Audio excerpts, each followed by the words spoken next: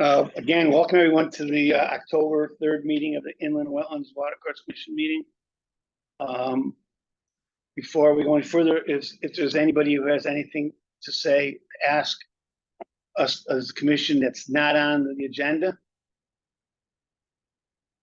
If not, guys, we had the minutes from last meeting. Did you go over them? If there are any corrections, additions, deletions? If not, I'd like a motion to approve. Make a motion to approve the September 12th minutes. Can I have a second? Second. All in favor? Very good. Now the regular meeting. First one up is application 23-05W, proposal by Little House Living LLC to construct residential dwelling units and discharge drainage within the upland review area on lot 10, block 114, number 1676 Berlin Turnpike. Mr. Chairman, if I could just make a statement to remind the commission on two specific things. The public hearing, question, and comment period has been closed, as you all know. The receipt of new information at this point, from this point forward, is prohibited. Number two is that there have been numerous comments made during the hearing on many different aspects of the proposal. The commission's responsibility must stay centered on your role in administering your regulations as they apply to the upland review guidance document in your regulations. If anybody has any comments they want to make, we cannot ask any questions of anybody from, like Jim said, from the applicant, and no new information could be taken in. So if anybody has any comments. Sure. Well, within the guidelines of what we had discussed last week, I had preferred to have had an independent licensed engineering company to evaluate the numbers aside from our town. I also had concerns with the south side drainage, that you're requiring a private citizen to maintain a swale in order to facilitate the numbers to work correctly on this drainage that they're proposing on this particular project. I also am concerned with maintaining a minimum of 50-foot wetland area. Should not be compromised as per the Berlin Trust. Those are my three concerns. I'd like to make a comment as well. We've received a lot of information, a lot of feedback, and we've had some time to think it through, which I'm thankful for. And through all that, it keeps coming back to me, and I boil it down to the upland review area is being constructed to a large extent in this project. Well over 50% of the upland review area up on the north border of the property is impacted by constructing this project. And I'm having trouble getting past that concern. That's all I have to say. Anybody else have? All I'm going to say is that everything that we've received from the professionals, the licensed professionals, you got to remember we were here to protect the wetlands, and I think they've given us enough information where I believe that's going to happen. We have to trust in their information, and that's all I have to say. You guys have anybody else? Anybody else? If not, I'm going to ask for a motion to either approve or disapprove, disapprove this application. So somebody give me a motion. I'll make the motion to disapprove this application. Can I have a second? Second. All in favor? Aye. Aye.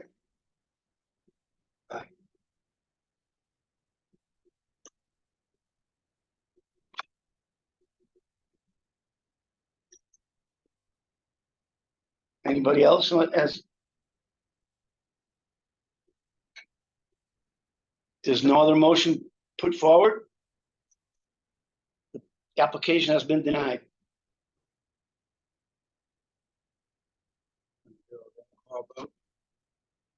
Yes. We can. John? So just for clarification, if I say aye, how does this work? I don't think we've done one of these. Has that been on? Yeah, I would be a vote to deny. To deny? Yes. I vote nay. I vote nay. Aye. Aye. I vote nay, and unfortunately, because I would be the tiebreaker, it's 3-3. And unless we, can we carry it to the next meeting and wait No, for I it? believe the motion is denied. I believe it is. Because I can't, I mean, usually I would break a tie. Yep. And because one member is not here, That's my understanding of Robert's rules. that's exactly. John, you would know. You're right. Can't vote twice. We're gonna, So, Jennifer Capola from Seal and Delaware Owner Corporation Council, just for the record, actually came from a different member, but, yes, because you're a 7-member commission, you do not have to be tied, so there are votes to carry the motion. Or there are not enough votes I should say, in opposition to the motion to disapprove or motion to deny the application, for the motion not to carry. So, yes, so because of the time. and by Robert's rules, we cannot, but the motion has been denied. Application is finished. application is- Moving on. Yep.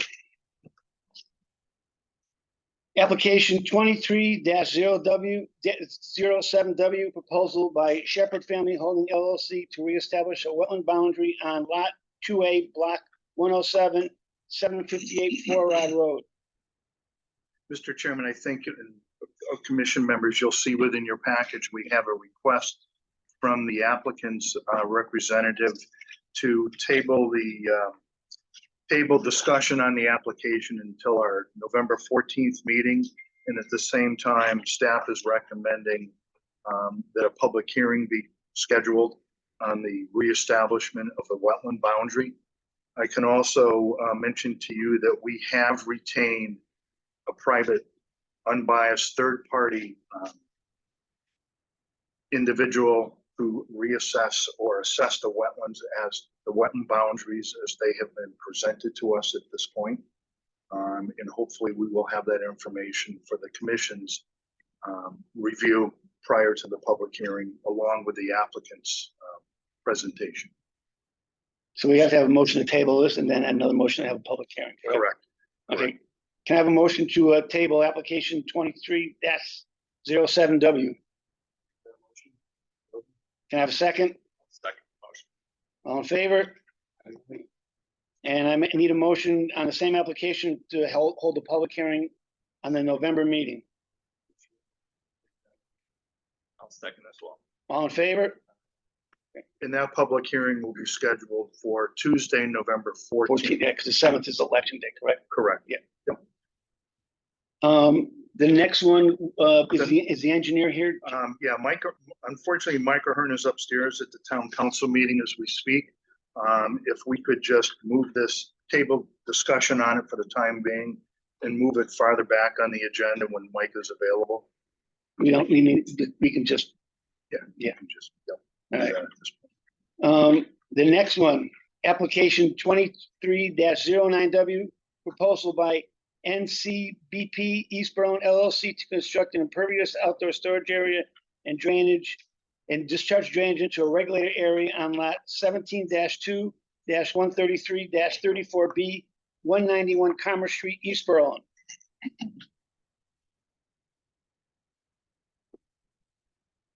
Good evening, everybody. My name is Robert Pryor, professional engineer, land surveyor. Tonight representing the applicant for the application at 191 Commerce Street. I wonder, could you tilt that? Could you zoom in? Yeah, I'm either gonna, I guess I'm gonna try to turn it. I guess there's more people here on this commission that are gonna more concerned about that. That's better. I guess fine. that's fine. Yeah, that's fine. Everybody would just show up, right? We wouldn't have to worry about this kind of thing. So, anyway, so this is the NCBP essentially stands for Newcastle Building Products. That's the company that owns the site and operates their building product supply store out of the supply warehouse out of the site. Site's located to the south of Route 9, to the west of Commerce Street, basically right at the end of Commerce Street. Currently, there's an existing 12,000 square foot warehouse building on the site, and then there's paved areas around it.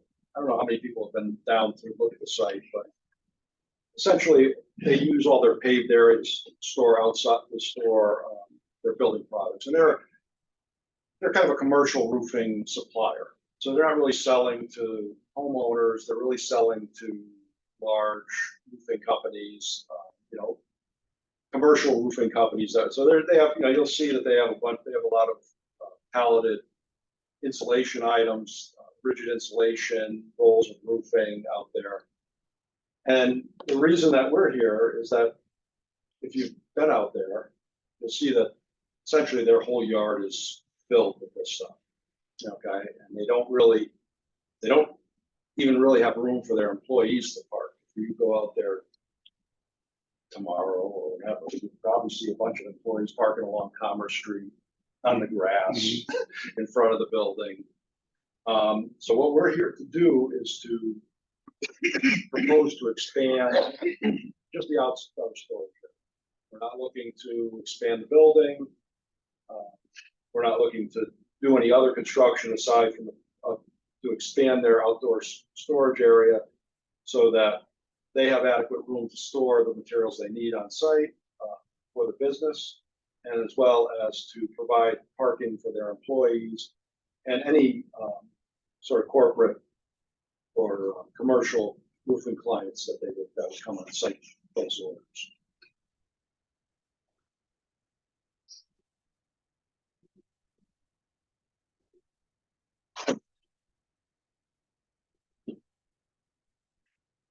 And there's just a little bit bigger rendering. I'll go through the site plan set quickly as well. But, so here you can see the existing building. The light gray is their existing paved area, and the dark gray is the proposed expansion of the outdoor storage area. There's an existing wetland area on the northwest corner of the site that was flagged by Jim McManus back in September, and then field located. In the yellow, you can see the 50-foot regulated area. We've designed this to maintain that 50-foot regulated areas undisturbed. One thing that you'll know, and we'll see it on the survey better, the town has a sewer line that runs down through here in an easement. You read Jim McManus's report. He talked about some of the wetlands being disturbed. That was probably when that happened. That generally, when the town put their sewer lines along that edge of wetlands, there's some disturbance happen. That's why some of the wetlands are disturbed. And obviously, we're not getting anywhere near the town sewer.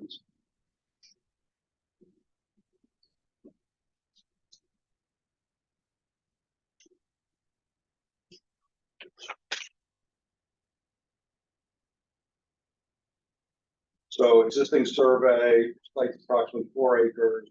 Again, you can kind of see the flat area that's presently developed with pavement. The dashed red line through here shows where the town sewer easement goes through. And then we have the wetland, the existing flagged wetland line. you see that the property drops off pretty steeply as you get to the rear. So we're looking at elevations in the rear portion of the paved area here, we're at elevation 51. And then as you get down here to the bottom of the slope, elevation 42. So 10, 11 foot kind of drop off in the back.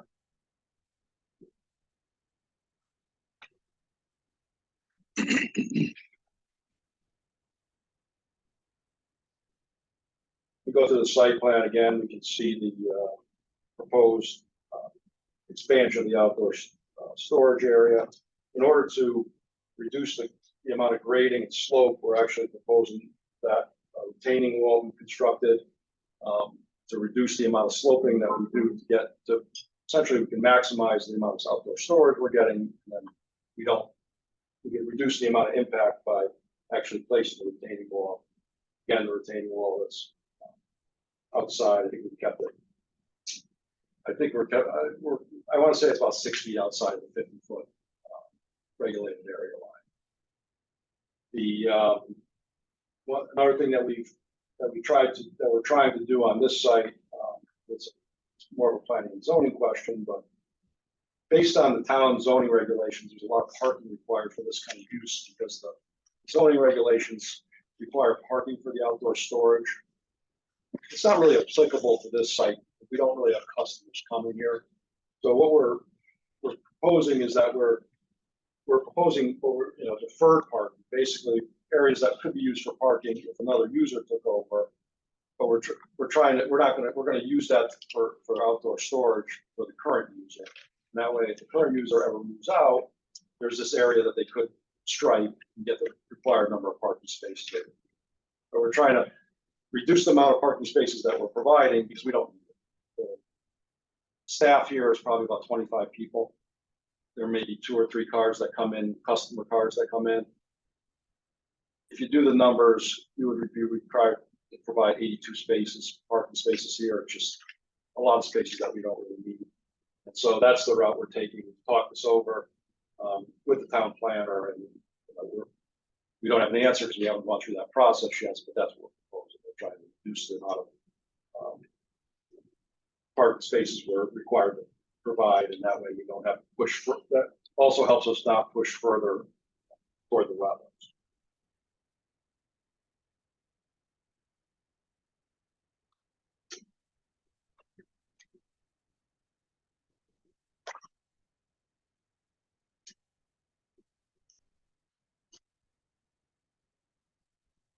So with additional impervious coverage, we're proposing a comprehensive storm drainage management system on the site, collecting existing catch basins, proposing new catch basins, and then all the surface drainage that we can collect, we're routing through a hydrodynamic stormwater quality chamber, and then to an underground detention system, and then ultimately discharge below the wall to a level spreader.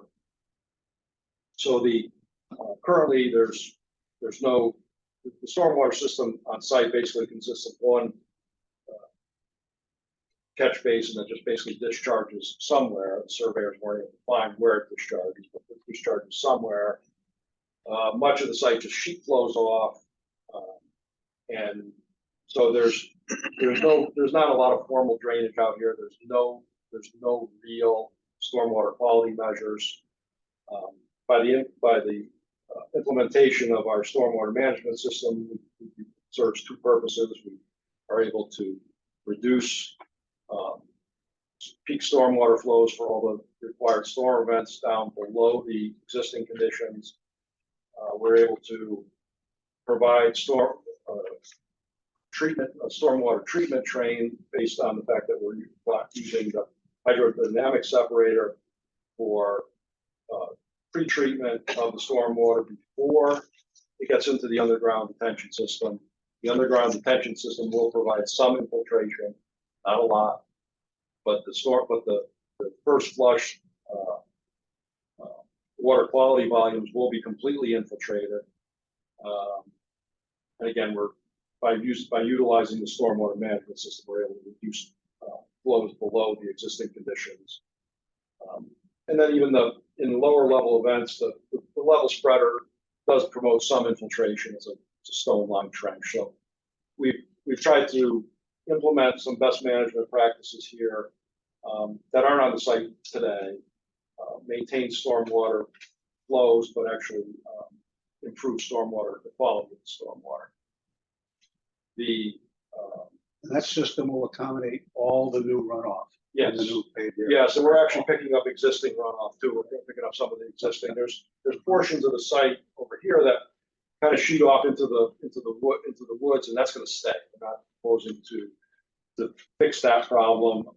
It appears that there's roof drains on this side of the building that also discharge that way. That's existing. That's existing, and we're not repaving anything. We're not redoing anything with that. Again, the building, we're collecting all our new pavement, plus we're going to be collecting a good portion of the existing pavement and treating that. Are you gonna use asphalt on the parking areas? We're basically required, we're really, because of the operation, required to use asphalt because the forklifts and everything, they just don't. Some of these forklifts are coming from inside the building to outside the building, so you're not having, some of those forklifts are the hard tire forklifts and they just don't do well on crushed stone, so that. Yeah, you're not putting any structures up, right? No building, just like I say, we have the retaining wall, and the retaining wall, it varies in height. It goes from basically 0 feet to, I think, about 9.5 feet in this corner, and then down to 5 feet, and then, back 6 feet, and then 5 feet. And then up in this corner, we're actually cutting the hillside kind of slopes into the site. We're actually notching into that. So but we need a retaining wall. So at some point, this retaining wall will go to 0 too, and then it'll become like a cut wall because we'll be notching into the hillside. But we provided a soil erosion control plan and notes, site details. We provided a stormwater management report. And I know today you can't act on this tonight, obviously, and there's other stuff that you have to do, but we're really here to see if you have any concerns, if there's anything that we need to address before the next meeting. I'm open to any questions you might have. Now, is there any vehicles other than the forklifts going to be out there? They'll be they'll have their flatbed trucks because they're loading flatbed trucks out there. We've provided parking for that. We've provided some parking for those trucks actually. Along the back here, we provide some larger spaces for trucks. Where are they presently parked? They're kind of parked in amongst all the building supplies there. Everywhere. Yeah, they are. Yeah. These guys are kind of a victim of their own success, right? They probably never expected they're going to need the space. It's probably worked well for them for a number of years, and now they're finding that they just don't have the room.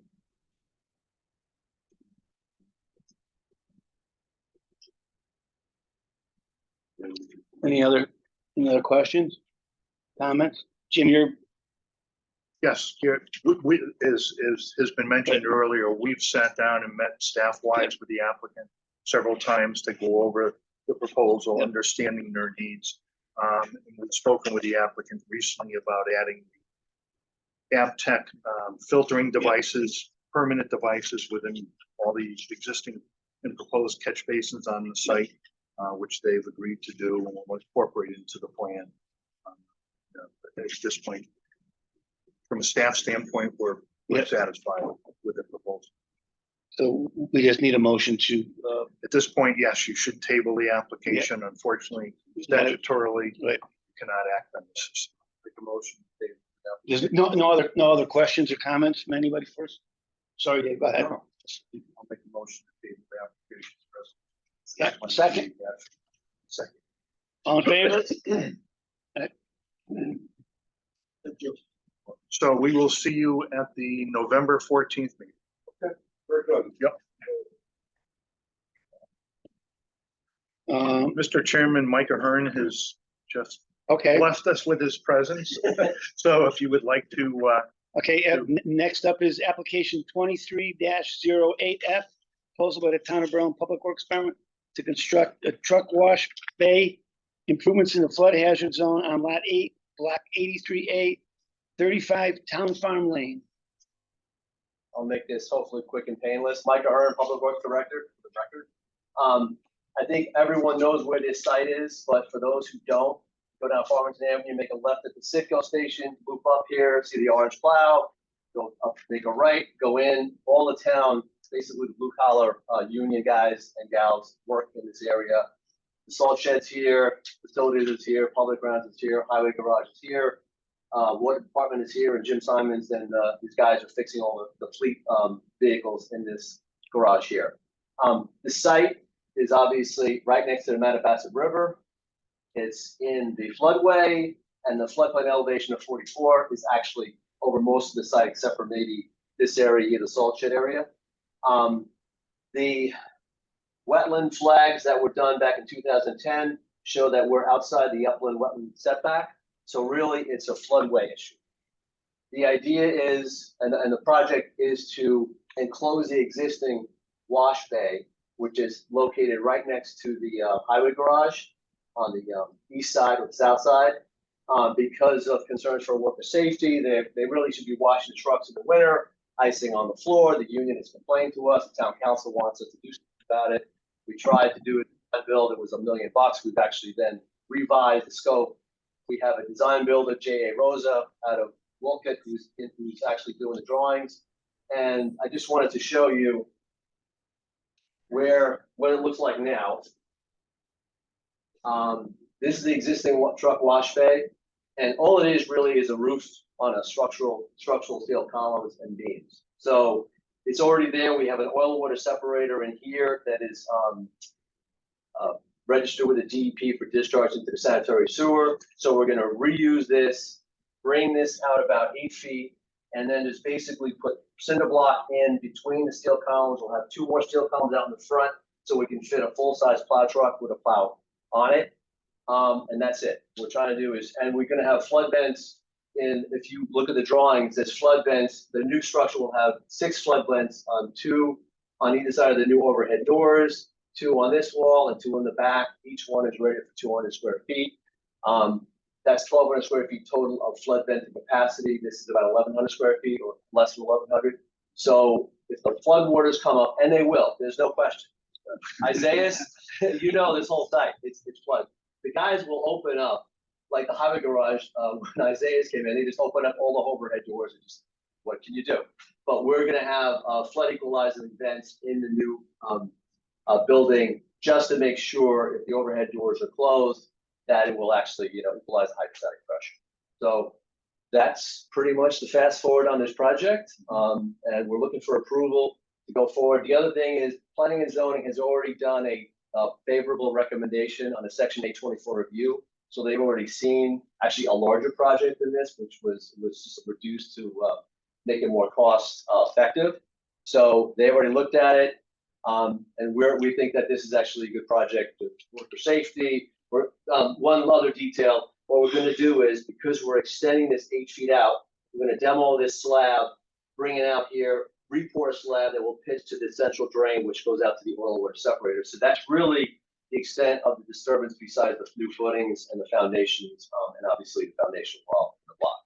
So 2 overhead doors. Really, you're just replacing cement that's already there, you're regrading, Yeah, so to speak. Yeah. So really, it's not, I don't think it's considered like us, what are they, replacing flood zone with structure, the slab. We will be enclosing this box, but with the flood vents, it should actually equalize once the flood waters, and they will. This will flood again. This is not like a theoretical. And anyone who's been down there during heavy rains, the river overtops it. Basically comes up over here, and sometimes we'll even get over to public grounds. I mean, Woody's office got flooded last time. He had stuff up on his desk. The guys know to pull like the first 3 Yeah, cabinets of the files out. I mean, if they and put already, 'em up. it's crazy. And Steve Carp has stuff on blocks, because he just knows it's going to happen. They have marks on one door, 1997, and they're pretty high. So it's going to happen. But this is going to be a wash bay. It's going to be made for moisture. We're going to seal the slab, seal the cinder block with a concrete seal, like spray lock. And it's gonna be wet in there. We're gonna have the mechanical equipment, electrical up above the 100-year flood elevation to protect it when the flood waters come in. But it really is gonna be a wet area anyway. So that's the project. Just looking for, say so, we can get this thing built. It's not in the wetlands, right? Correct. We're outside the Yeah. upland review area. So, Mr. Chairman, we don't have the statutory requirements, for a notice of intervention Right. to be submitted to the board. So if you feel so We can take inclined, action on you this can take action. today. this evening. If anybody has any other questions or comments? Had a couple of questions. What is the nature of the flow in the floodway there? Is there a component of flow that is the flow perpendicular to the Mattabesset? Does it just come up? It runs, actually, it runs parallel. So it's a parallel, so it's more significant. It's actually a floodway. Yes, So it's a significant flow. yes. And when I was there, and everyone was there during our days to see how the guys were getting stuff out of the garage, they were driving the trucks in, the guys were in the bed to get their stuff out. And I know your question, is there velocity going along? It was, at that point, after the storm, it was just basically pretty placid and calm. Yeah. I wasn't there during the storm. I don't know, Jim, if you've been out there, is there velocity along? Not necessarily. Yeah, it looks almost like it just overtops and then leads onto the site into the structures. Okay. So, yeah, I didn't get a sense of it whipping along. It's more of a which I think was- surcharge. Okay. Yeah. Thank you. Anything else? If not, entertain a motion. I'll make a motion to approve application 23-02F. Have a second? Second. All in favor? On behalf of the guys down at the complex and the gals down there, thank you. Appreciate it. Have a nice night. Thank you. Moving on, application 23-10WF, proposal by 554 Berlin Turnpike Associates LLC to construct entrance driveway and site improvements in regulated areas on lot 14, block 83, number 520 Berlin Turnpike. Mr. Chairman, I believe Tim Sullivan, who's representing the applicant, is online. You're up, Tim. Good evening. Hope everybody's having a good evening tonight. I'm going to be brief. I had conversations with Jim Horrible earlier today, and I think on Friday, I can remember. I'm representing 550 to 554 Berlin Turnpike Associates LLC. The application in front of the commission tonight, this particular agenda item involves lot 14, which is the ABC property. I'm not going to offer too much more than that. I'll give you a brief history, but all of the activities that are being proposed in this application have been previously approved by the commission. And that was in Tim, can you speak a little bit louder? All right. Can you hear me okay now? Yes, Okay. but we're gonna do our end. Say something. Speak, Tim. Hello? Hello? Yep, That's better. Okay. That's So good. just to pick up, Jim's gonna recommend that this goes to, or has recommended that this go to public hearing because this identical application also went to public hearing during the fall of 2020. There was an application filed. It was under lot 13. Lot 13 is a rear lot. Lot 14 is the ABC property. The two properties were being developed together, and the inland wetlands application came in just under lot 13. All the activities on the prints that were submitted with that application, it included all of the activities on lot 14. The approval was for all of those activities that were depicted on the print. However, just to clean this up for transfer purposes, when the ABC property will be transferred, and it's under joint ownership, lot 13 and 14, but lot 13 will be, or lot 14 will be transferred, the ABC property that is, and we're cutting out the regulated activity that was approved in the 2021 application 20-07 WF. We're cutting that out separately. So it's the exact same activities. It's a realignment of the driveway and increasing of the flood storage in that area. Unfortunately, our engineer, Bart Bove, couldn't be here tonight. He was ill, so I don't want to really dive into the regulated activity that's being proposed, or the activity that's being proposed. There is nothing proposed in the regulated area. All the activities in the inland, in the upland review area. But in light of the fact that it will be going to a public hearing, I'll defer on the specifics of the engineering as to floodplain. There's actually a net gain in floodplain storage when we go to the public hearing. I believe that's on November 14th. That's really all I have to say today. Anybody have anything for Tim? Otherwise, I can have a motion to hold a public hearing on November 14th. Public hearing on application 23 NWF. Second. All in favor? Aye. See you next month, Tim. Thank you. All right, other business to come before this commission. The first one is 1906 Berlin Turnpike. Yes, Mr. Chairman, as you recall, last month there was discussion on an application that's presently before the Planning and Zoning Commission, where there seems to be some type of discrepancy with the identification of whether or not there are wetlands on the property or there are not wetlands on the property. As we mentioned last month, we would seek the services of a soil scientist to give us a third-party unbiased review of the information that's been presented at this point. We have secured, unfortunately, it took some time. I requested the services of, first of all, the Soil Conservation Service. They declined. I requested the services of the U.S. Department of Agriculture. I'm thinking we could get a governmental type agency that has, no connections to any of the parties involved and per se with development type proposals of this sort. They both denied. We sought the services of a gentleman from the Wilton area who unfortunately was too overloaded with work. But at this point in time, the fourth time, I guess, as you can say, was the charm, we will be securing the services of a consulting firm by the name of Landtech Associates. They're out of Westport. And we're in the process of obtaining a purchase order to bring them on board on behalf of the town of Berlin. And hopefully by the end of the week, we'll engage their services. And once you have that, We are trying to expedite that work from them because at this point, I know that the Planning and Zoning Commission is working under a specific set of timeframes that are very limited with the amount of time left. So we're hoping to have a report back by either later this week or the first part of next week. okay, so there'll be something for the next meeting. Yes. We're not taking the action on this. No, it's just This is- informational. Okay. Yep.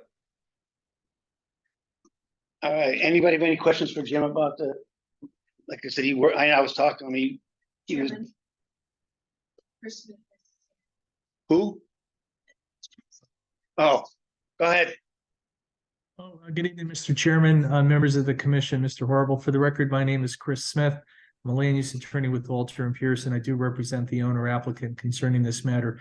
My only request, Mr. Chairman and Mr. Horrible, is that our wetland scientist, Mr. Ian Cole, be allowed to speak with the consultant being retained for the purpose of scheduling a meeting. So Mr. Cole can attend the meeting when the third-party consultant does to review the subject area on the property. So that's my only request this evening. Jim, is that? Yep. That's fine. Okay, thank you, Mr. Chairman. Thanks, Jim. If there's nothing else, then we'll proceed to the next. It's just discussion. All right, next is application 20-07 WF proposal by 554 Berlin Turnpike Associates to construct a multifamily development and associated appurtenances within an upland review area, floodway and flood plan on lot 13, block 83, number 522 Berlin Turnpike. Request for permit modifications. Mr. Chairman, I believe Attorney Sullivan again is online. At this point, the applicant has requested the item to be tabled until the next meeting for further discussion. Tim, am I correct? Yeah. That's accurate. Once again, our engineer is not available tonight. We couldn't have had a decision on this matter. Attorney Timothy Sullivan, on behalf of the applicant, 554 Berlin Turnpike Associates, apologize. We wouldn't have been able to have a decision on this, even it's just a request for some modifications to an existing permit.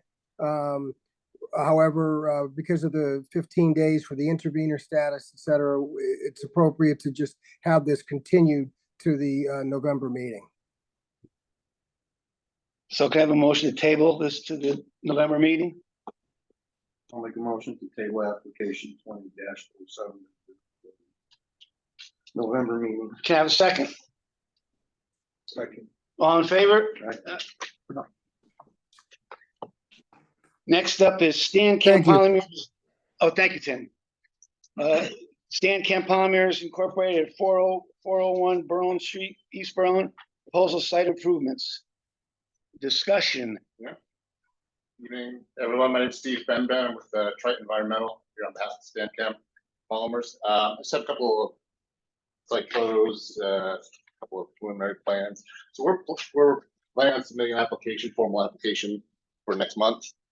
But we just want to kind of come before you tonight formally just to kind of tell you what they're proposing on doing and seeing if, you know, from your perspective, if there's any kind of red flags or things that might be in the application. So the first item in the exhibit is just an aerial of the property. The north on this is actually to the right. So if you turned it, north, so it's pointing up Mattabasset Rivers on the right. Berlin Street is to the south, and Rocky Hill on the other side of the Mattabasset River. So that white line is the property, the overall property. It continues to the north, so it's an undeveloped land there. And the area we're talking about working is in that orange kind of polygon. So if you go to the next photo, just a close up of the property. So the area that we're looking at working is, so just for reference, so this newly constructed garage building, this building number 50, that was just actually completed at the end of last year. We came for you last year to do this. It was in a wetland buffer. So that was just completed. So what they're looking at doing now is on the other side of that kind of unpaved area where there's a white rectangular building. What they're looking at doing is bringing in some new tanks to hold some of these polymers that they're going to be using in production. So they're modernizing their existing system. They're bringing in some new equipment, and to support that, they want to build a new 40 30,000 gallon tanks. These tanks will be inside of a containment concrete containment structure with walls, so if there's ever a spill, everything will be contained. And that would go in that area of that rectangular building with an existing shed, where they would build that containment structure. And then there'd be an associated area where trucks would come in and they would offload the chemicals from the trucks into these tanks. And they would pump those chemicals inside the building, and they would use it to produce polymers and things like that for the paints. How big are these tanks and how many? They're planning on constructing a total of 4 tanks. They're 30,000 gallons each. They have plans they can fit 4 tanks in this area that we're talking about. Planning to do 3 right away and leave 1, open space for the future. So immediately they would do 3 tanks in that area. That marina is 30 feet high? Yes. Yeah. Wow. Wow. Yeah, they're big. Yeah, I guess so. They contain structural. So it would contain, it would have enough containment to hold one of those tanks completely. So that's how you would, size that containment area. So it would be completely closed, completely held inside. So that one of containment three area. tanks could be contained, not all four. Not all four at the same time. So if you go to the next page, it just shows a picture of that shed that would be demolished. And photo below that, the area to the left of that shed is where we would do some stormwater management facilities. So that shed would be, dismantled or demolished, for these tanks to sit in there. So the application is going to talk about, we're in the buffer, wetland buffer here, and we're also within the flood zone and floodway of Madagascar River. So if you went to the first 11/17, the purple dashed line showed the limit of the floodway of the Madagascar River. So you can see where clearly we're going to be within that area. I think part of the benefit of this project is there's an existing shed there now that's taking up room, in the floodway, in the floodplain, and they're going to. It's a novel way to construct this containment structure. Was actually going to be elevated off of the ground. So if you think about built homes along the coastline, they're actually above the stilt. So these things will actually be supported by piles to be driven into the ground. And then the slab that the tanks would sit on would actually be elevated up off the ground about a foot, so that you're actually gaining volume in the floodplain. And if there were any floodwaters to kind of come through here, it would allow water to pass beneath the structure, beneath all the tanks, kind of in ebb and flow without an obstruction within the floodplain. So in the end, you actually, we'll be removing the shed that takes up room in the floodplain and placing it with this other structure that will be elevated above, so they'll be able to actually the floodwaters can go in and out and around versus lapping up against the structure. In the bottom, correct me if I'm wrong, the way it's being proposed at this point, the bottom of the slab of the structure that's supporting the tanks is above the flood elevation. Correct. Right. So there's actually a lot of detail, but this would be our site plan. Just kind of just shows where the structure would lay out, where the truck and loading area would be, and then an area that was dedicated for stormwater management, things like a filter space. So we're going to improve this area. It's just a industrialized area. We're going to pave areas that are unpaved, and be able to come in here and put some stormwater management, plant nice vegetation, to make the area a little bit more aesthetic, and at the same time, actually helping the situation with the floodplain and floodway.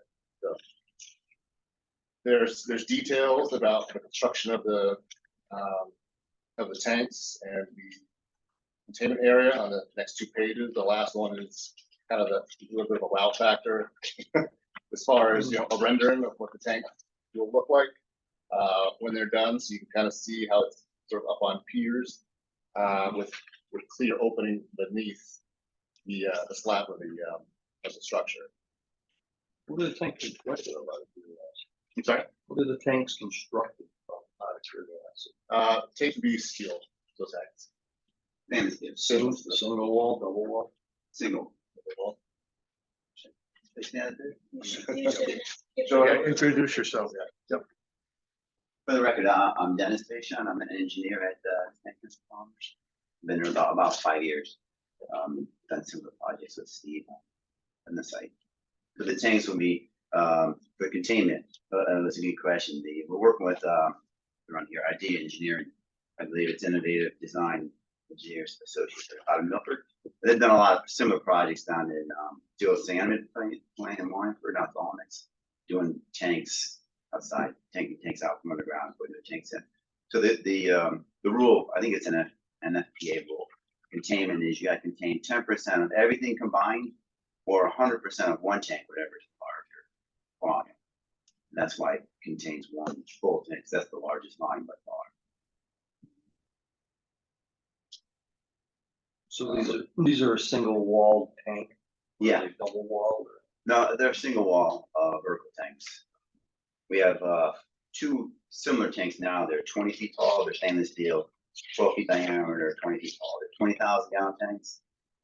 And then there are 2 horizontal tanks on the site that are double wall, and they're multi-compartment, 6,000 gallon each. And those actually aren't in a containment because they're double wall. If you don't have a double wall, you need a containment. And it's out of the containment. It's better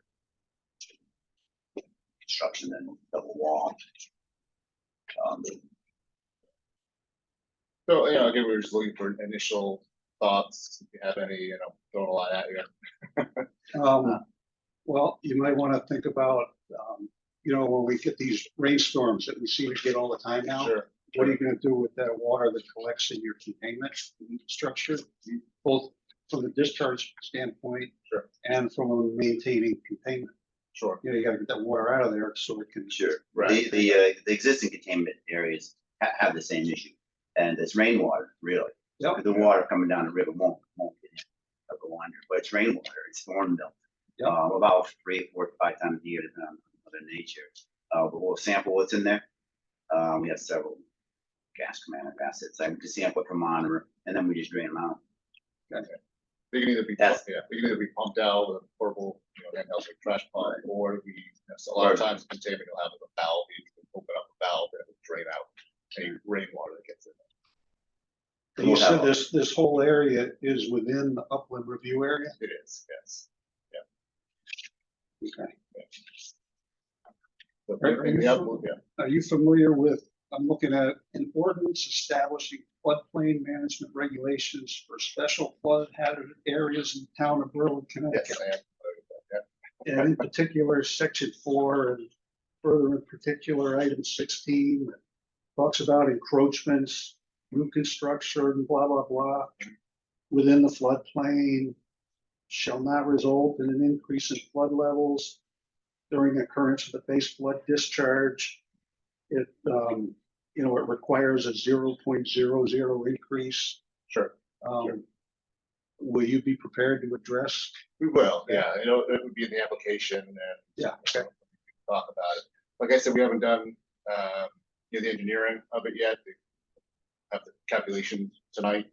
But like I said, by removing the shed that's there now, which is the slab on grade, by removing that, lowering the grade in that area, and then building this thing up above the elevation of the floodplain. Yeah. We're actually, we'll be creating more storage within that. You'll be improving the situation. Right. Yeah, no, that's good. I just, But yeah, it all makes sense. I just want to Yeah. make sure your application addresses. Yes, yeah. We'll address all that. Yeah. Yes, sir. Is there a potential alternative to advance the proposed tanks outside of the floodway, outside of the floodplain on the property? Yeah, we looked, there's a couple of reasons why they, want it where it is. Yeah, a lot of it has to do with just proximity to the building, because anything that there is, it's looking at outside, they have to pump it into, pipeline it back into the building. So, we want to keep those runs as short as possible, just for, one is practicality of piping everything there, but also, we still all have to be elevated, right? And so we don't want, elevated pipelines running, long distances through the yard, truck traffic, things like that. And, so one is practicality for this location, but also it's a safety component too. When you have trucks in and out of here, how many trucks per day, if you're coming in and out of here, would it just decrease chance for, accidents to happen? If we have to have a containment, remote and then pump it all the way back to the building. and we did actually look for other locations, around the property, and unfortunately, because the river runs parallel to the entire property, everything on that kind of half of the property, facility is within, that setback. So I don't know if we could And also the find a location. the existing unloading area is right next to it. So that's, I mean, one operator can, two operators can unload two at a time. Now all we have is the one unloading area. So sometimes it'll be 3 or 4 wagons waiting to unload it. So if we have two, the same containment, because where the trucks parked also has to be containment, pitched concrete down into a tank on the ground, or the whole area has to hold it. So that the old area will have the containment, which it has now with the tank on the ground, and the new one will have new containment area. The parking area is different from this. It's just the slab the trucks park on. Also has to hold a whole tank wagon for a little bit. Will be back to back. There'll be a tank wagon here and a tank wagon here. This fellow can pull in like this and get out, and this fellow will come in like this. It's really for traffic flow. These 45, 50-foot trailers take a lot of space, and if we can get them all in and out, early morning to late afternoon, with 2 unloading stations, then we won't, be pushing the very, very early mornings and the very, very late evenings anymore. And I'm sure you're gonna show us that if there were any spillage from the uploading of the tanks, all the precautions are gonna be. Oh yeah, they'll have to have foam coverage, and then the container will collect the liquid, but they need foam coverage. I think to your point, that if a truck were to spill, like during unloading, so where the trucks would sit is also would be a self-contained slab that it sits on. Okay. So it's all pitched inwards, and then so if there were a spill, it could get pitched and collected and sent to a collection tank. Okay. Those pumps from that slab, you would think. So so the truck pulls onto a concrete slab, they hook up to the truck, and then pumps it from the truck into the tanks.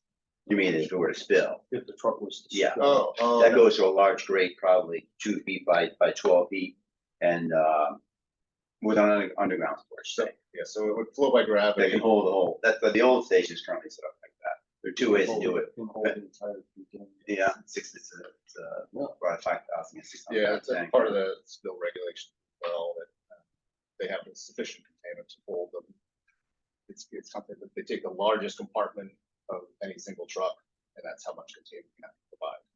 So if that were to happen, if they were to use an entire compartment, catastrophic failure of the truck, it would flow by gravity into a trench drain, and then it would go from there. It would flow by gravity into a collection tank. And yes, then that would have to be pumped out. How many containers are apartments are on a truck? The ones with just a single monomers are generally one, like 4,000 gallons. But some of the tanks you finish, good tanks, it looks like one single tank, but sometimes it's 3. Baffles, so 4,000, maybe 1,500 gallons a piece. So that's what the containment tank is on the slab. It's actually the one now is so close to 6,000, and for this it'd be close to the same. That would hold the entire truck. Yeah. So that's all being rebuilt as well? Well, this would be That's all new, new. and then the plan is once this one's running, because they're the same monomers, then we can rebuild existing. The slab needs to be replaced.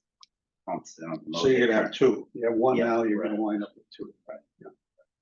It's a very complicated site, Yeah. to say the least. Staff has been there over the past several years with all the improvements that have been constructed, and I can tell you that, yes, they are making the best efforts to improve the plant, and have been very, very, very good to work with. We have to have a public hearing for this, Jim.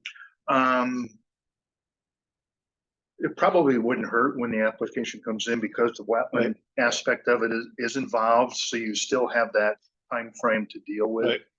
You certainly wouldn't lose any time. Okay. At this point, yes, I would recommend. Okay. public hearing when an application comes in. Yeah.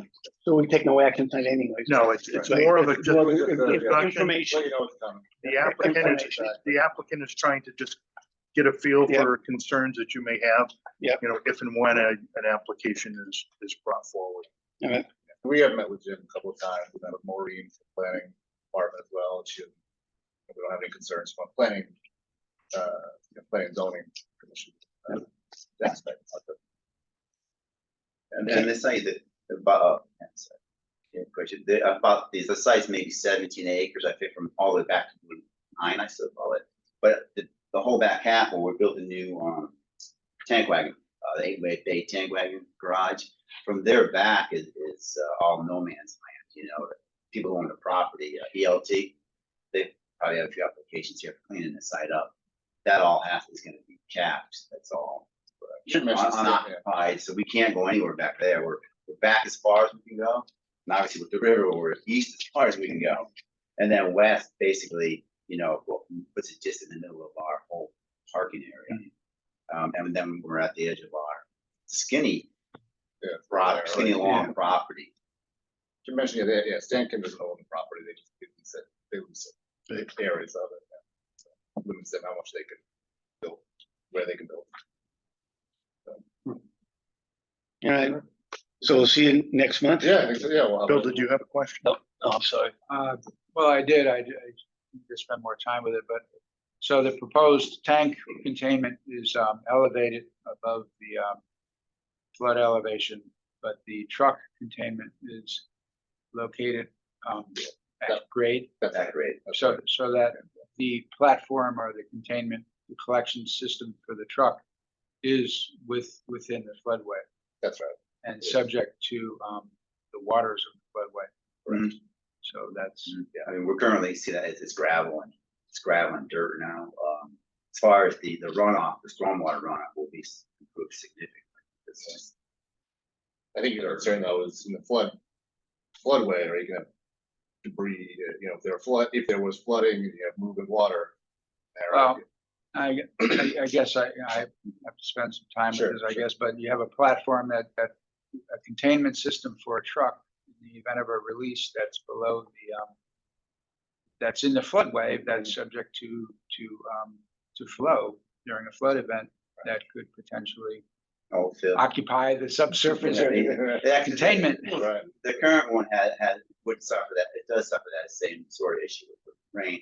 The underground tank, because you got this grate, and it's raining out, and we're unloading trucks or snow melt goes in there. There's two big valves in that grate, about 6-inch diameter butterfly valves. One goes to stormwater, to the outfall. One goes to the tank underground, and then there's large valve panels. And when the guy closes it to go down the catch tank, the pumps can start. If he doesn't have that open, and he has it open to the outfall to the stormwater, the pumps can't run. That's how we keep the. If it were raining or getting a lot of rain or a flood, we certainly would have them all closed. We wouldn't do unload. We'd be home just like you. We'd be Right. Yeah, they won't be operating during. But it would, sure, by gravity, it would have gone. And guy forgets, we're coming in, we're testing that.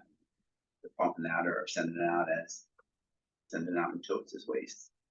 Because the guy forgot to close it. Okay, thank you. Okay. Thanks.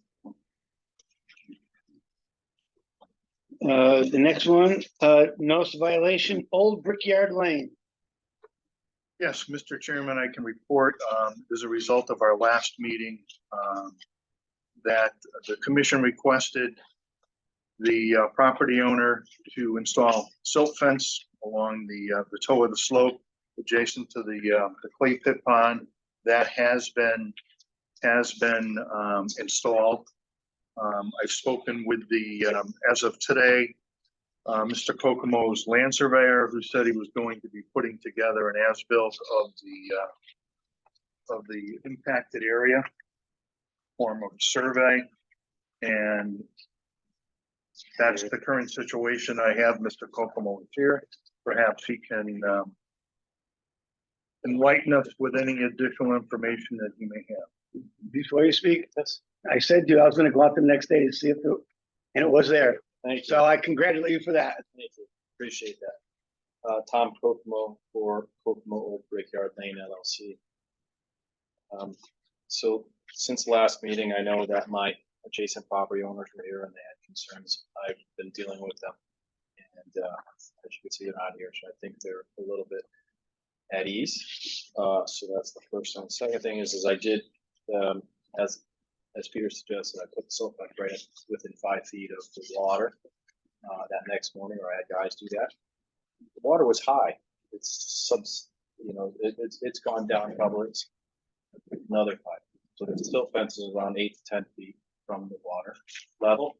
And then we also probably later on that day put a wood chip berm that's customary when we work within the wetland boundary area at 50 feet at your upland review areas. We have this wood chip berm, which we identified here on one of those parcels, the black, the bold.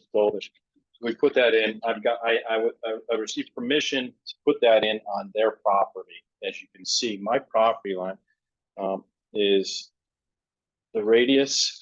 If you look at the radius, the cul-de-sac is here. My property run, so I'm on their property line. We were in fact on their property when we did cut down a lot of that shrubs. I don't know if anyone else than you and Jim have made a site visit. There were no large structure trees taken down. There was a lot of invasive weeds and things of that nature that we did take down, no doubt about it. And so what we did to kind of restore is all the wood chips from cutting. We had a stockpile of wood chips from, there's a building to the southwest of it, a large 21,000 square foot industrial building that we built. We had wood chips in a pile there. We spread those wood chips on the upland side of the silt fence, and then we made that berm. We planted some ornamental grass.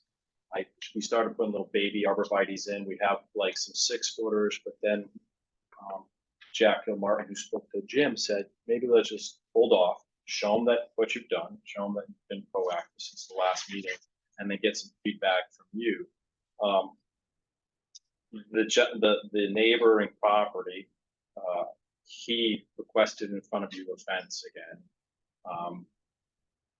I kind of said no, but I don't know. He's talking about privacy. So if we had to put a fence within where that wood chip berm is, and that's where he's asking, there's likelihood that we have to go before you put a structure in upland review area. I may just put a fence or a tree line outside that 50-foot review and restore his property. But he left that to, up to me coming in front of you tonight and getting a little bit of clarification or direction.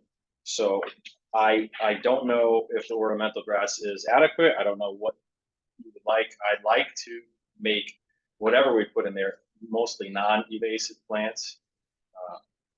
And I don't know about you, Peter, what your take is on it since you've been off the site, or Jim's take, but I know what we've done, we created harm, but I think we can make it a better, less evasive area and control it more if we take, some. I was out there again today, actually, and I did see the berm and everything. I think what they were looking for was on the other side, when you drive up, you can still see the pond. I think what they're worried about, and correct me if I'm wrong, Jim, they talked to you about it. They didn't want kids partying and throwing garbage in there. And when they had that invasive stuff, like he says, I don't think it was happening. I think that's what they're looking for, was to get something from the kids or whoever's throwing garbage in there. What you did, I think, is fine, but I don't think that that's all what they wanted to see. I think they wanted to see more of a blockade or whatever from the cul-de-sac to the pond. I think you're Peter, you're working along in the proper fashion. The site at this point has been essentially stabilized from what has happened, but in terms of the restorative efforts of restoring the vegetation is far from what was there previously. Right. Yes, Mr. Kokomo mentioned they planted some 18-inch arborvitaes and a couple of half a dozen Yeah. of ornamental grasses does not replicate what was there prior to within that upland review area. I actually spoke with the abutting property owner today, and I had the impression from my discussion that you really haven't had a dialogue between the two of you since Which the which last person did meeting. you speak to? Because if you talk to Bob Brad, Martino, I'm speaking with Bob Martino. from Dyke. I've spoken with his partner, Brad. So Bob Martino, just for the record, Jennifer from Seal D'Onofrio, your corporation counsel. Bob Martino did reach out to me, Attorney Martino. He is one of the beneficial owners of the neighboring property at 245 Old Brickyard. And he indicated that they do not have a proposal for restoration that's been presented by Mr. Pocono. So that's, he was concerned, he could not be here tonight. And I guess Mr. Wayman could not either. Correct.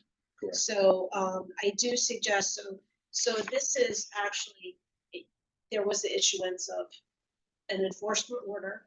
So it's an order to show cause hearing. You don't have an official survey, it sounds like, it's my understanding from talking to Mr. Horrible, and you don't have an official restoration proposal. I think that those things need to happen. So I would suggest that you do continue it to your November 14th meeting. So that way, hopefully, Mr. Kokomo could perhaps have a further detailed conversation if you do come up with a plan with the neighboring property owners. And if they can't be here, maybe get something in writing from them regarding their position on what's being proposed. And that's just my suggestion. Right. So I didn't say I had a restoration plan for him. I created what I've done and then we stopped. Right. So I never indicated that I had a plan. I did speak to him about fence and the arborvitaes. Jim's right, they're 8, but we do have 2 6-footers. And like you said, you heard, if I can work that out, but either way, that's not within the review area. That's my intent, to stay out of your review area for no matter what I do on their property. And then that becomes civil. Unless in regard to this area on the other side where I guess it's two-phase. I disturbed invasive species on their property, but they're talking in front of you and to me about exactly what you said. We want blockage. Right. So I can come up with a restoration plan for that area. And I think they'd be content with that. And then what I'm going to do on the outside, that's what I'm trying to clarify, would probably be outside of your purview. Well, I think, I would disagree with that comment. When we look at what was disturbed within the upland review area, the upland review area was vegetated with substantial vegetation, which in turn helps protect and buffer the wetland below. So. Well, that's true, Jim, but I mean, to keep that area clear is, from a staff standpoint, I would not recommend to the commission to leave it as it is and work beyond that. well, that's fine, but I just want you to be aware, if as not only was it may have not been protecting them. Just one of the reasons why I think that we took the other approach. We encroached on private property, and that's a whole nother problem. But there was, and if you really want to get into the weeds, there's all the landscape debris was being dumped in the wetlands. That was not being dumped by me. So when the landscaper gets behind the covered area and starts contaminating the wetlands, it's creating more invasive material. So, I mean, if you really want to get into weeds, Jim, nobody was paying attention back there. Now you're paying attention. So I agree that it has to be restored because I made a mistake. But I think a thoughtful, non-invasive plan would be great. If you look on the other side, which is on their property, they're maintaining it beautifully and it looks nice.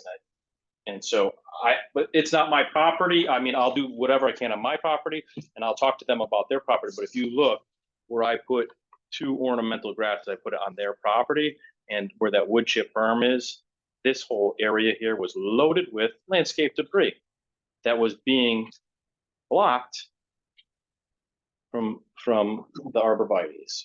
by the arborvitae's and all that other stuff. So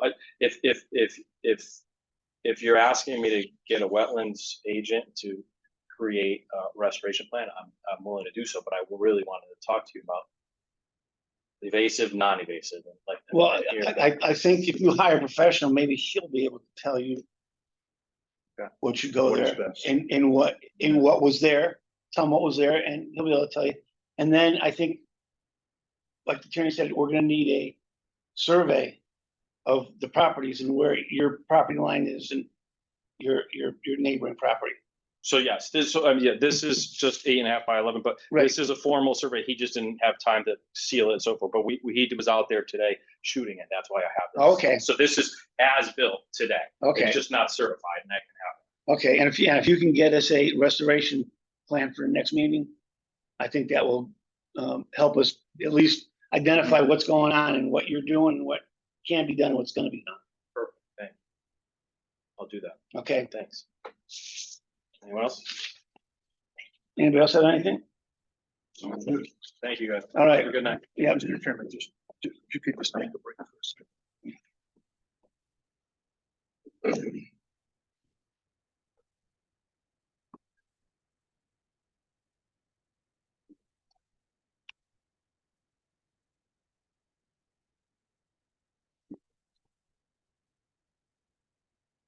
This, I told Jim I'd You do yeah, absolutely. hasn't happened. It's 4 times a year. Yeah. 4 or 6. Is it bi-monthly? So it's every quarter. Maybe it could be quarterly, but Then we gotta do the training thing. Everybody knows training. that's the first I've ever heard. I'm not a commissioner for how long. That's the first I've ever heard of it. but it's 2 sessions. This Yeah. notice you're talking about? Yeah. So they're each an hour and a half. Does anybody know? Well, we'll find out. So I have recommended your training, there's a great training vehicle for wetlands online. And you get a certification at the end of it. Oh, is it And online? you can, yeah, I'll send the link to Jim and you can distribute I it. think this is the one they, I recommend that. Yeah, I've done it Yeah. myself. so, Okay. Yeah. But that's different than this. That is, And that, yeah. it this wasn't is- clear to me whether this is required This is for not us very- or a good idea.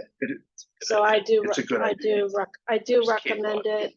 I think that it is not, I have to double check, Is that whether it's, either or both? it's in, if you give me just a second, you can go on with any of the business. Yep. thing, I'll double check for you. But, yeah. Done, actually. Doesn't, Okay, so it's, But does this duplicate that? Like, is this the same thing or? I mean, this was in our package. I don't know Yeah. anything more about it than that. yeah, I read it. I was, Anyway. anyways, the last one is the Town of Berlin Plan of Conservation and Development. Excuse me. Oh, okay. So, no, I thought, So this is new to me, so there's training requirements. Credit requirements, I believe it's, 4 hours per. How do we keep those records? So, what I asked, another commission to do was to send in, like I said, if you do the Yukon Clear, you actually get a certification or certificate. Mhm. At the end of it, just to print that out and submit a copy to staff, so that staff is keeping a log. And I know that that's what Maureen is doing for planning and zoning. She discussed it last week with them as well. Okay, So, so it's new to me, training requirements, Yeah, me too. over my head, but what about Kakiwick? Go to Kakiwick meeting? Do I get credit for that? so, I I mean, do think, yeah. We have to know what our options are. Sure, yeah. Yeah, I'll take We a can- look specifically as to what my. yeah, I mean, you're saying we need 4 hours. These are, if these are 2 different ones. Well, one of them is already passed. right, Oh, that's right. Oh, yeah. Yeah. Are they just, you don't know if they're the same or not, right? Oh, they are. Both dates cover the same information. Okay, so it's only an hour and a half, so you're So saying we They still had, need, they had two offerings. of- okay, The same thing. So we can Correct. still do November 16th. Yes, okay. And once we get it, you're saying we could, forward the information on to us and, right, I'm saying we could take it over 3 or 4 days. yeah, I believe so. I don't know, this has a date and time. Oh, that one, yes, there's a date and time. We have to sit through that period. And it's What only an Attorney hour and a half. Capola, what Attorney Capola is referring to is another training. Oh, okay. Separate. So this is an hour and a half, so we still need 2.5 hours. That's And when- what I'm when is- hearing. I mean, I don't know. when is it It's due? kind of nebulous. I get,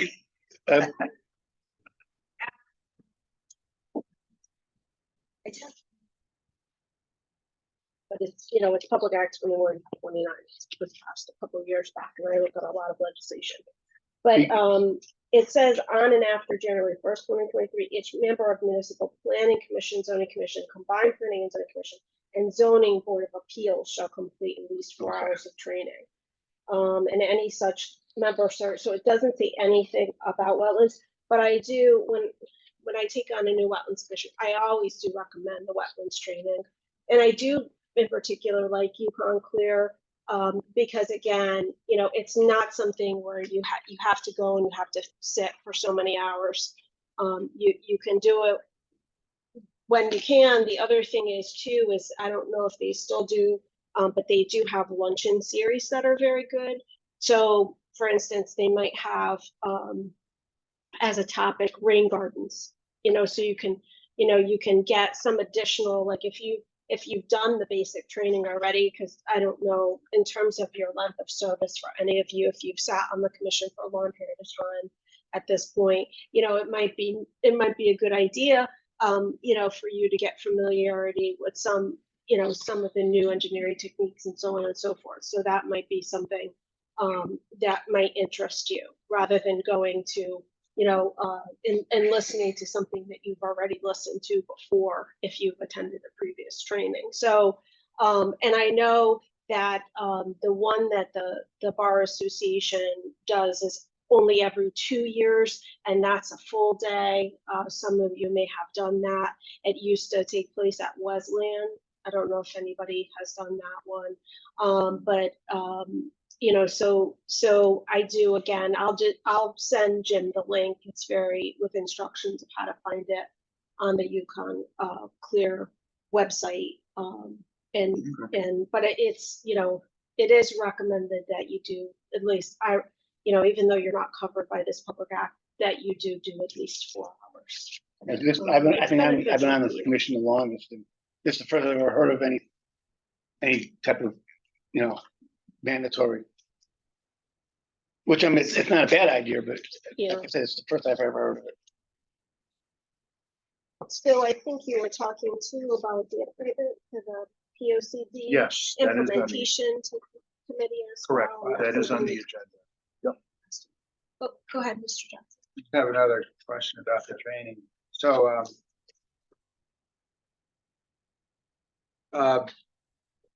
so 2 questions. Number 1, so we don't fall directly under the Public Act. So Not under 2129. So we don't, You don't. we're not a member of the agencies that fall directly under that need to demonstrate Yeah, that that's- 4 hours. Is it annually or biannually? It's biannually. Okay, Yeah, so it's 2 hours As each. my recollection. All right, so they, Yeah, every other year. so we do not need to demonstrate that we have attended a specific course that is our seminar that is applicable to those range of But- credits that are needed. Yes. So we can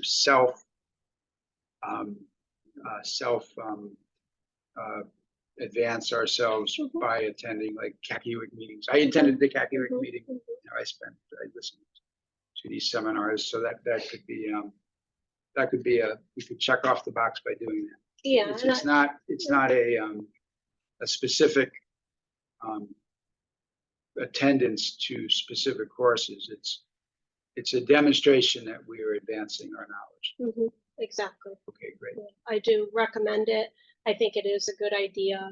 And, you know, there are a lot of options out there. I know they're looking to expand the options again, you know, for the folks that have done the basic and Okay. want to go a little bit deeper.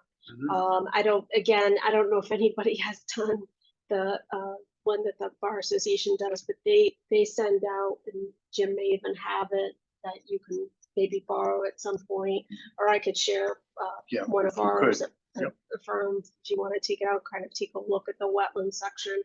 Mm-hmm. But you know, it's significant Okay. in terms of you know, the wealth of information that's contained but that's an 8 hour, you know, that's an all day. Is that tailored It's to, typically in March, I Okay. think, Right. and they've been doing it for years. And you know, our land use bar is very small, so you know, it's probably, you know, some of the more well-known folks, maybe people that you've seen, you know, through the years who've come before you to present different applications. But it is very good. Many of them are good friends of mine, and they do a great job on that training. If you want to do something more broad and learn some about the zoning side of things too. But the Yukon Clear is very good. Like I said, I've done it myself. But just, I do suggest, you know, anything that you do, it's good to keep a log of it as well.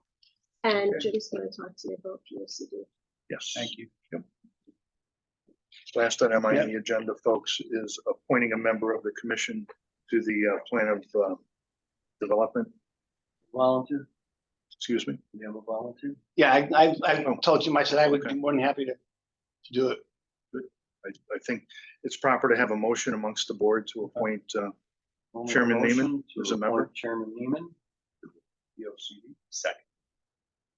All in favor? Aye. All right. Thank you, Peter. And you'll send me the information as far as when they need Yes. everything? Yep. Okay, Yep, we'll get you on board. okay. If there's nothing else, Um, correspondence, Jim? There were a couple of pieces Yeah. of correspondence, just general information. The primary Yeah. one was the training Okay. that And the one she's talking about, the Yukon one, you'll send we'll us get you the the information. links to whatever we need. Yep. Okay. If not, can I have a motion to adjourn? Make a motion to adjourn. Can I have a second? All in favor? Aye. Keep it off. Are we off, Lisa? No.